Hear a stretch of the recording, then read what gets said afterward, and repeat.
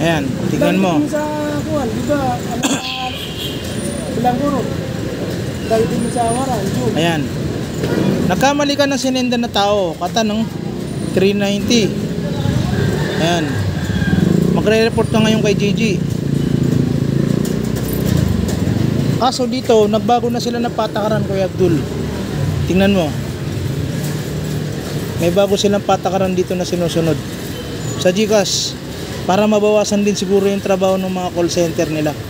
Yung customer service nila. Ito, ayan o, sana ba yun? Send money to the wrong account. Kung babasahin mo mabuti itong bago nilang article, ayan o. Oh. Double check. At saka, send money via QR. Ibig sabihin, ayon dito, hindi na raw nila kasalanan, hindi na sila pwedeng mag-send back. GCash cannot reverse send money transaction. Hindi na nila pwedeng ibalik pag ikaw mismo nag-send. Hindi ka tulad ng dati, pwede mo pa ibalik. Pupunta ka lang dito. Pupunta ka lang dito sa ano to? Submit ticket dito. Punta ka dito. Tapos dito sa category, punta ka sa GCash, GCash to GCash, send.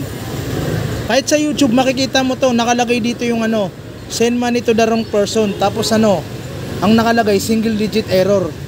Pinapayagan nila ibalik dati, ngayon wala na, tinanggal na nila yung single digit error. Send money to the wrong person, single digit error. Tinanggal na nila. Pakita ko sa iyo sa YouTube mamaya, panoorin natin. Laman.